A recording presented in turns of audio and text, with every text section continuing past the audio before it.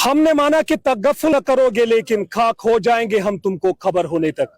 ये मेरे अल्फाज नहीं है, ये फ्रूट ग्रोवर्स के अल्फाज है। अलबत्ता पीपल्स डेमोक्रेटिक पार्टी ने हमेशा हॉर्टिकल्चर सन्नत को मजीद बिल्ड करने के लिए, फाल करने के लिए हमेशा कोशिश की। मैं आपको बताता चलूं, जब मुफ्ती मोहम्मद सईद साहब, मरहूम मुफ्ती मोहम्मद सईद साहब वजीर आला थे, उन्होंने मार्केट इंटरवेंशन स्कीम लाई और उस वक्त का जो पुराना नेशनल हाईवे था उसको 24/7 जो है फंक्शनल भी कराया। मैम, आज आप यहाँ पे मौजूद है जबलीपोरा फ्रूट मंडी में। ये एक बड़ी दीरीना मांग है क्रॉप इंश्योरेंस स्कीम। क्या लग रहा है, सरकार की तरफ से कुछ इकदाम उठाए जा रहे हैं? आखिर वजह क्या है कि इसमें डिले हो रहा है? अगर सरकार स्टेप्स उठा रही होती तो हमें यहाँ आके एहतजाज नहीं करना पड़ता जी। और देखिए, मैंडेट इतना बड़ा है, आप भारी अक्सरियत से आए हैं, 2 साल आपको हो गए। उन 2 साल में इनके साथ हॉर्टिकल्चर के हवाले से जो भी यहाँ लोग जुड़े हुए हैं, हमारे एप्पल फार्मर्स, जो पहले 2 साल पहले प्रॉब्लम्स हो रही थी, अब वो ज्यादा बद से बदतर हो रही हैं। तो मुझे समझ में नहीं आती, जो यहाँ की सरकार है उनके पास इतना बड़ा मैंडेट है, वो चाहे तो कल जाके इनके लिए इंश्योरेंस स्कीम ऑर्गेनाइज करवा सकते हैं, क्यों नहीं कर रहे हैं? केसीसीआई जो लोन्स हैं इतने बड़े बड़े, वो वेव ऑफ कर सकते हैं, सब्सिडीज पे इनको नेट्स दे सकते हैं, ग्रीन कॉरिडोर कर सकते हैं, रोड की हालत बेहतर कर सकते हैं। लेकिन कुछ मूवमेंट अब्बास साहब हो नहीं रहा है, एंड ये बहुत अफसोस की बात है, क्योंकि जो ये एप्पल फार्मर्स होते हैं, आपको पता है जो होता है सारा दाव पे लगा के ये सेब के जो बाग हैं वो खड़े करते हैं। कितने साल लगते हैं? 5, 10, 15 साल जी। तो इट्स वेरी सैड कि इनकी कहीं सुनवाई ही नहीं हो रही है। तो तभी हम आके यहाँ जबलीपुरा फ्रूट मंडी में आज हमने एहतजाज किया कि हम सरकार को कहें कि आप जो हमारे एप्पल फार्मर्स हैं, आप थोड़ा सा उन पे भी तवज्जो दीजिए। मैम, जो मरहूम मुफ्ती मोहम्मद सईद साहब थे, हमें वो दिन भी याद है, 2003 और 4 की बात है, जब उसने हॉर्टिकल्चर में मार्केट इंटरवेंशन स्कीम लाई, जब पूरे सेब का कीमत मिल जाता था यहाँ के ग्रोअर्स को, और हॉर्टिकल्चर को कितना बूस्ट किया मुफ्ती साहब ने, हम उनके अचीवमेंट्स गिन नहीं पाएंगे। क्या आपको लगता है उसी नक्शे पे काम करने की जरूरत है?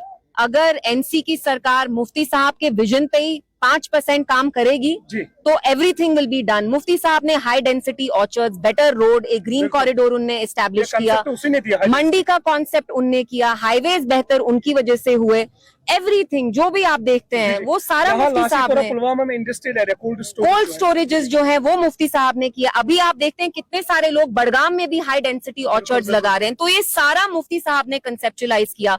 मुफ्ती साहब का एक विजन था, हालांकि वो सरकार में हार्डली 4-5 साल एज चीफ मिनिस्टर रहे, 4 भी नहीं, मुश्किल से पहले 3 साल। लेकिन आप पहले 3 साल में अगर एनसी सरकार वही करेगी जो उन्हें हॉर्टिकल्चर के लिए कुछ स्टेप्स लिए, लेकिन शायद यहाँ की जो सरकार है उनकी प्रायोरिटी कुछ और है। उनकी प्रायोरिटी ऐश और आराम है जी। वो मैराथन हो, बड़ी बड़ी स्टेट्स में जाके वहां लंच करना, डिनर रखवाना, फालतू पैसे खर्च करना फालतू चीजों पे, उनकी प्रायोरिटी यही है, विच इज वेरी अनफॉर्चुनेट। इस सरकार के बाद जो इलेक्शन आने वाला है 2029 के लिए, उसके लिए पीडीपी काफी कमर बस्ता है। आप लोगों में जा रहे हैं, लोगों की आवाज आप बन रहे हैं, 370 पे आप कंटिन्यू बात कर रहे हैं स्टेट होल्ड स्पेशल स्टेटस के लिए। और आपकी सरकार कल के डेट में आ जाएगी, 2029 के इलेक्शन में आपको लोग वोट देंगे, आपका फोकस किन चीजों पे रहेगा? हम हर एक चीज के लिए लड़ेंगे, वो गवर्नेंस के हवाले से हो, special status, article 370, Jammu Kashmir का झंडा, जम्मू कश्मीर का आईन।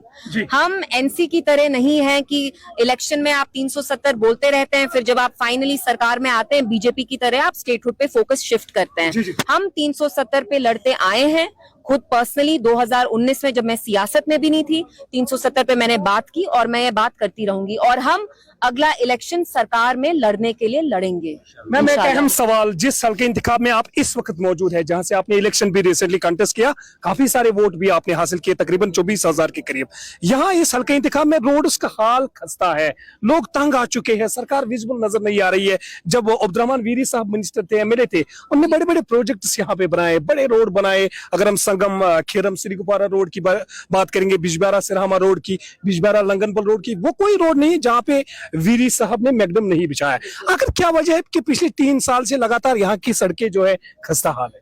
आपको एनसी का ट्रैक रिकॉर्ड पता है अब्बास साहब, वो पहली बार इक्तिदा में नहीं आए, 70 साल से रेगुलरली वो फुल मेजोरिटी से आए हैं। लेकिन जब भी वो आए हैं, कहीं ना कहीं गवर्नेंस पे उनका मेन इश्यू फोकस रहा ही नहीं है।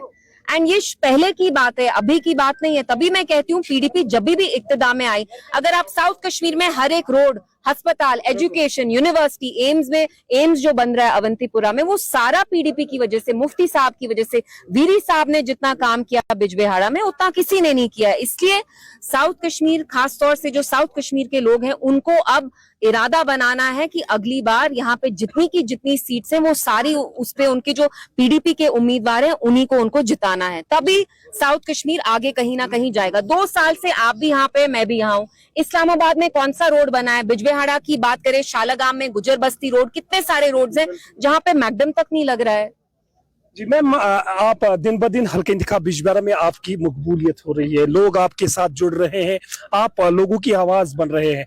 हमने रिसेंटली देखा कि आपने पैडी फील्ड्स में भी आप गए, आपने जम्मू श्रीनगर कौमी शाहरा पे धरना दिया, तब से गाड़ियां जो है बिल्कुल रवा दवा है, नुमाया चेंजेस आ रहे हैं। आज आप यहाँ पे आए तो क्रॉप इंश्योरेंस स्कीम के हवाले से क्या आपका अब जो स्टैंड है वो इसी तरह आगे रहेगा जब तक गवर्नमेंट इसको जो है इम्प्लीमेंट? हर एक इश्यू जो जम्मू कश्मीर के हर एक तबके को तंग करता है, वो फार्मर्स हो, वो हमारे ओपन मेरिट स्टूडेंट्स हो, वो हमारे जवान हो, जेंजी हो, गरीब तबका हो, उनके लिए मैं हमेशा खड़ी रही हूं और मैं रहूंगी, क्योंकि मेरे लिए मेरी आवाज मेरी सबसे बड़ी ताकत है।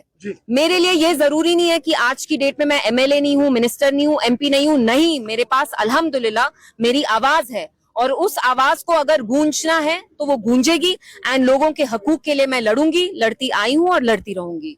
मेरी हस्ती से तू क्या वाकिफ होगा मेरे दोस्त, लोग मशहूर हो गए हैं मुझे बदनाम करते करते, मैं लोगों की खादिम हूं और खादिम होके काम करूंगा। Early times, Anantnag.